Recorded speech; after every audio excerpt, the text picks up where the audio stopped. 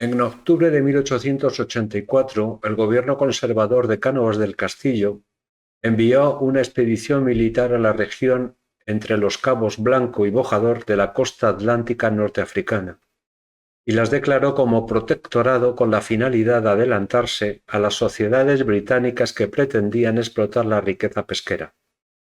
Posteriormente se enviaron otras dos expediciones que lograron firmar tratados con los indígenas, quedando bajo la protección española todos los territorios situados al norte y este de los Cabos.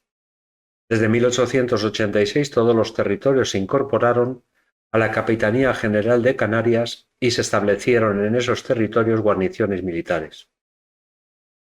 Los años 1900, 1904 y 1912, España llegó a acuerdos con Francia para obtener el reconocimiento internacional sobre los derechos de los territorios ante la expansión francesa hacia el oeste y sur de Argelia.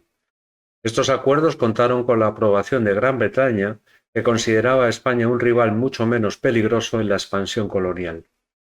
La ocupación de los territorios empezaron en 1903 en la costa por el capitán Francisco Bens, que contaba con 31 hombres y una pieza de artillería. Ocupó La Güera, Villa Cisneros y Villa Bens. A partir de aquí, patrullas de reconocimiento aumentaron el área de control hasta enlazar unos puestos con otros. Con el paso del tiempo, estos enclaves se convertirían en centros de comercio para atraer a los nativos. Sin embargo, la ocupación de la zona interior no fue tan sencilla. Por la orografía del terreno, las temperaturas elevadas, un viento implacable y el reducido número de efectivos. Por eso, España tuvo que recurrir a la recluta de tropas nativas, más conocedores de las condiciones del desierto y mucho más baratos que los españoles.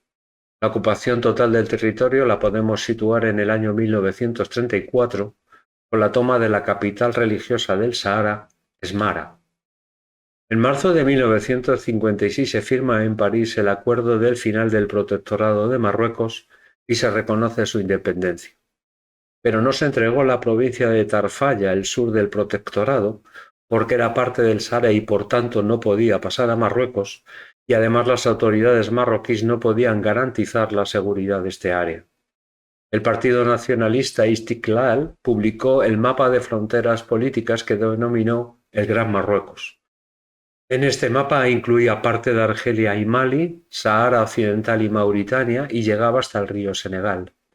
La justificación histórica es que pertenecían desde el siglo XI al reino almorávide. Mohamed V asumió la tesis del Gran Marruecos y su gobierno comenzó a diseñar una operación donde mezclaba la marroquinidad de Ibni o Tánger con otras insostenibles como Mauritania o el Sahara español. A finales de 1957, el Ejército de Liberación marroquí, apoyado por las fuerzas reales marroquíes, comenzaron a hostigar tanto los puestos franceses de Mauritania como las guarniciones españolas del Sahara.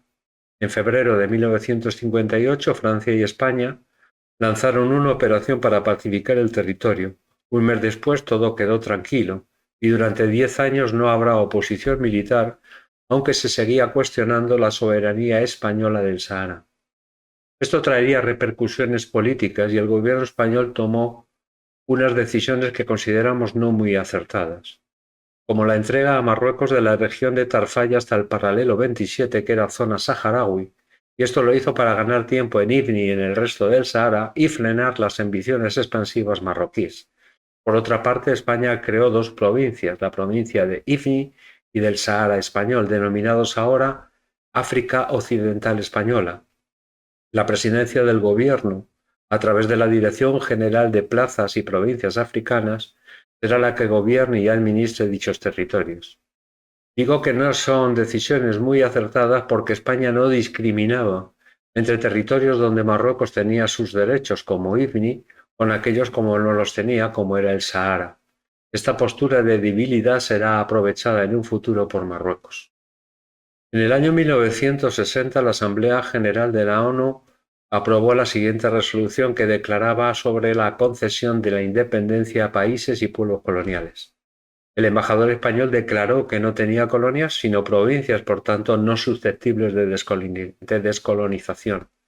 Sin embargo, en el año 1963, a petición de Marruecos que reivindicaba dichos territorios, el Comité Especial de Descolonización de la ONU incluía el Sahara español en la lista de territorios que debían ser descolonizados.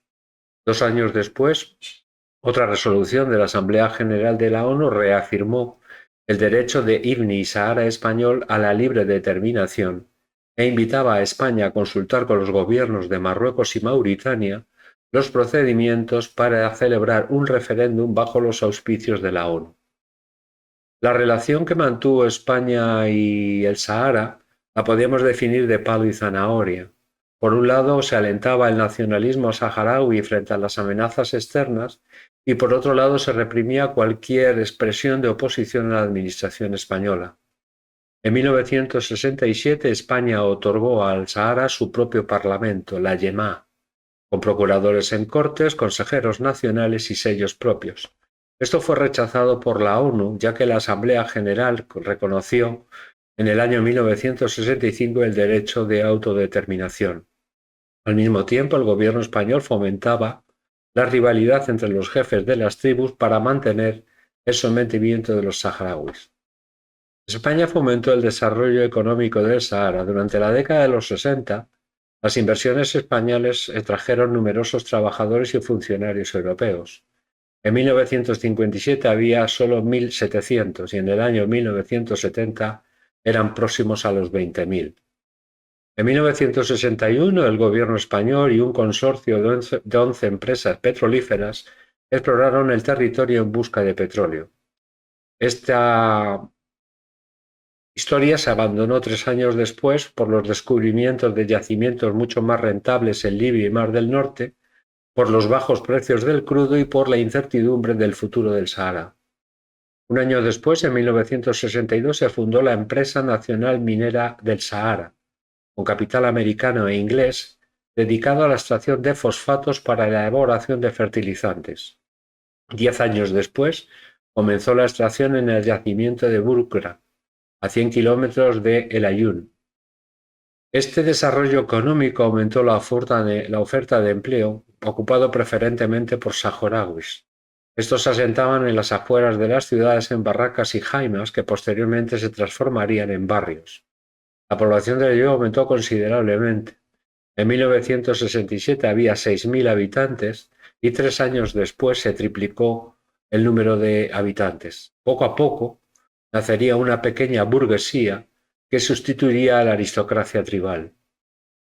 La corrupción de los jefes de las tribus, que usaban los subsidios dados por los españoles para enriquecerse a través del contrabando con Marruecos, mientras que el resto de la población pasaba hambre, favoreció el nacimiento de un nacionalismo saharaui al margen de las estructuras tribales entre la población más joven, que tomaron como ejemplo la revolución argelina y el socialismo panarabista del egipcio Nasser.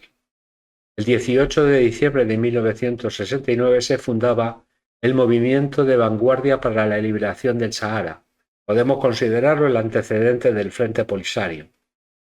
Sus objetivos no eran ni la lucha armada ni la independencia política. Se conformaban con una autonomía que les permitiera conservar su identidad y la defensa por parte de España ante el peligro de anexión por los países vecinos. Este movimiento estaba formado por los trabajadores de las minas y de la construcción de carreteras, soldados y suboficiales de la agrupación de tropas nómadas, policías y funcionarios al servicio de la administración española y algunos jefes de las tribus. Mientras tanto, en el gobierno de España había discrepancias sobre el Sahara. El ministro de la Presidencia del Gobierno, Carrero Blanco, estaba a favor del mantenimiento del Sahara dentro de la soberanía española, mientras que el ministro de Exteriores, Fernando Castilla, estaba a favor de los postulados de la ONU de autodeterminación a través de un referéndum en consulta con los gobiernos de Marruecos, Mauritania y cualquier otro interesado en alusión a Argelia. Esto provocaría una crisis del gobierno con la salida del ministro de Exteriores Castilla del gobierno, que será sustituido por López Bravo, más próximo a las tesis integracionistas de Carrero Blanco. Esto no dio mucha confianza a los saharauis sobre su futuro, y además España se abstuvo en la Asamblea General de la ONU en la resolución sobre una visita al Sahara como un paso previo al proceso de autodeterminación. Por su parte, el gobierno marroquí se movía para lograr un entorno favorable a sus tesis anexionistas. Para ello firmó tratados con Argelia donde se acordaban los límites fronterizos entre ambos y la explotación conjunta de las minas de hierro de Tinduf.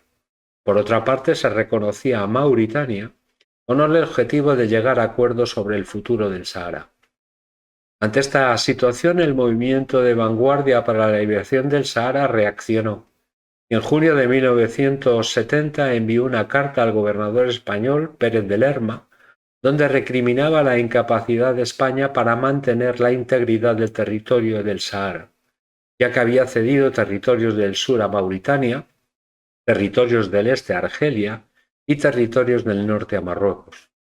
Por otra parte, rechazaba la intervención extranjera en la decisión final sobre el futuro del Sahara y para ello convocó dos manifestaciones en el Aaiún.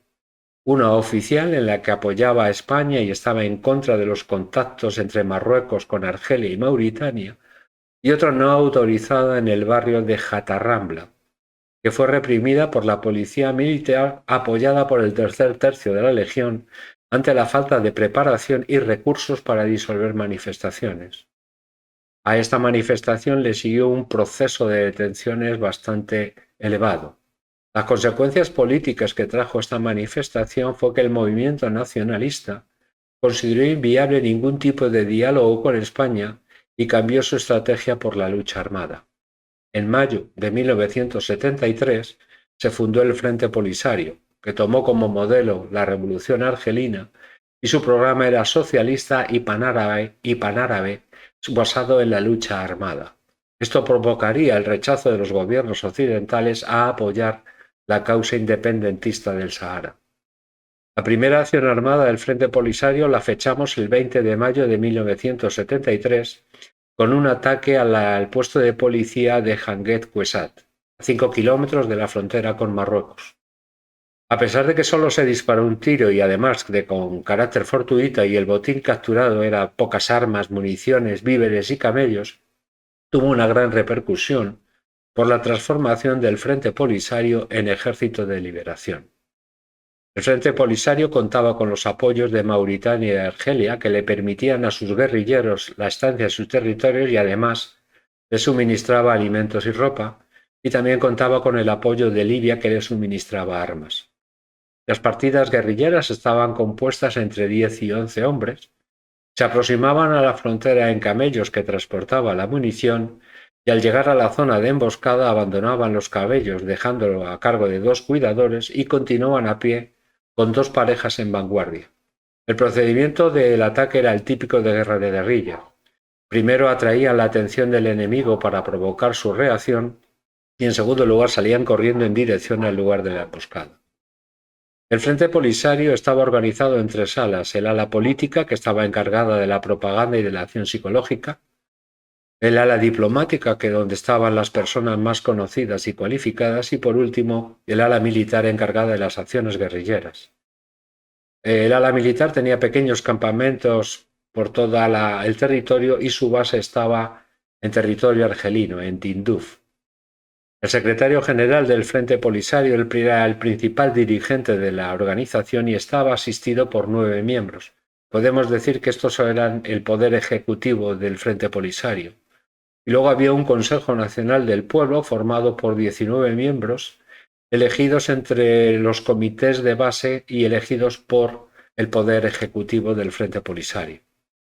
Además de los ataques, el Frente Polisario realizó otras acciones como protestas, sabotajes y captura de soldados españoles. En mayo de 1975, el gobernador del Sahara, Federico Gómez de Salazar, ordenaba desarmar y licenciar a los nativos de los cuerpos militares, de la policía territorial y de la agrupación de tropas nómadas, sospechosos de colaborar con el Frente Polisario. Esta medida dejó desarmada las defensas españolas ante los deseos anexionistas de Marruecos y Mauritania. El último ataque del Frente Polisario a posiciones españolas se realizó en junio de 1975, ocupando el puesto y el poblado de Huelta con la colaboración de parte de la Policía Territorial y de numerosos civiles. Fue la primera vez que se apoderaban de un poblado con guarnición Sin embargo, se tuvieron que retirar ante la llegada de refuerzos. Pero el problema del Sahara no era, el problema para España en el Sahara no era el Frente Polisario, sino Marruecos, como veremos en el próximo vídeo.